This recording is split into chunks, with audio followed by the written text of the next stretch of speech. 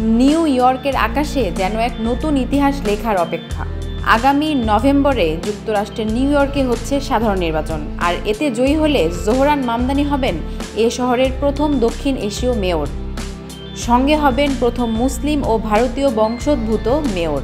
একই সঙ্গে 3টি পরিচয়ের ইতিহাস। জোহরান মামদানি একজন গুজরাটি মুসলিম, স্পষ্টবাদী রাজনৈতিক যোদ্ধা, কিন্তু তার এই উত্থান যেন কাঁপিয়ে দিচ্ছে যুক্তরাষ্ট্রে থাকা ভারতীয় হিন্দু ডায়াসপোরাকে। এখন প্রশ্ন হলো, একজন ভারতীয় বংশোদ্ভূত হয়েও কেন তার বিরোধিতা করছেন ভারতীয়রা? ওয়ালটন এখন দেশের সীমানা পেরিয়ে পৌঁছে গিয়েছে 50টিরও বেশি দেশে। ওয়ালটন, ঘরে ঘরে, বিশ্বজুড়ে। 24 জুন নিউ ইয়র্ক শহরের মেয়র প্রার্থিতা নিয়ে ডেমোক্রেটিক পার্টির প্রাইমারিতে ভূমিধ্বস জয় পেয়েছেন 33 বছর বয়সী মামদানি, কিন্তু তার পরিচয়ে যেন হয়ে উঠছে আক্রমণের প্রধান কারণ। হিন্দুত্ববাদী ডানপন্থী গোষ্ঠীগুলো তাকে বলছে জিহাদি, ভারত বিরোধী। বিজেপি এমপি ও বলিউড তারকা কঙ্গনা রনৌত বলছেন পাকিস্তানের মতো শোনাচ্ছে।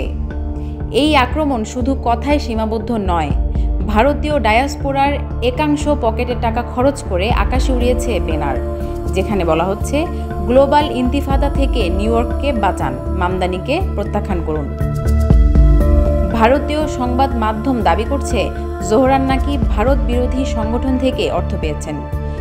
বিজেপি নেতারা বলছেন তিনি হিন্দু ধর্ম ধ্বংসের ষড়যন্ত্র করছেন, যদিও তার মা মীরা নায়ার একজন হিন্দু। কিন্তু কেন এই ঘৃণা? কারণ জোহরান সত্য বলার সাহস করছেন। টাইমস স্কোয়ারে দাঁড়িয়ে প্রতিবাদ করেছেন বাবরি মসজিদ ধ্বংসের বিরুদ্ধে। তিনি বলছেন মোদি একজন যুদ্ধাপরাধী। গুজরাটে মুসলমানদের গণহত্যা পরিকল্পিতভাবে ঘটিয়েছেন তিনি। নিউ ইয়র্ক ইউনিভার্সিটির অধ্যাপক অরবিন্দ রাজাগোপাল বলেন, যেভাবে ট্রাম্প মুসলিম বিদ্বেষ ছড়ান, মামদানি হচ্ছেন তার জবাব। তিনি আজ প্রতিরোধের প্রতীক।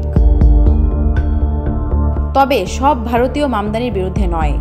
নিউ ইয়র্কের 7,10,000 ভারতীয় বংশোদ্ভূত মার্কিন নাগরিকের বড় একটি অংশ জোহরানকে সমর্থন করছেন। লিটল বাংলাদেশ, জ্যাকসন হাইটস, পার্ক চেস্টারের মতো এলাকায় তার জনপ্রিয়তা একতরফা। নভেম্বরে তিনি লড়বেন বর্তমান মেয়র এরিক অ্যাডামসের সঙ্গে। এই লড়াই শুধুই মেয়র হওয়ার জন্য নয়, এটা পরিচয়ের, সহনশীলতার এবং ইতিহাস পুনর্লিখনের লড়াই। একজন ট্যাক্সি চালকের ছেলে আজ নিউ ইয়র্কের ভবিষ্যৎ রচনা করতে চলেছেন। এবার সিদ্ধান্ত নিউ ইয়র্কবাসীর হাতে।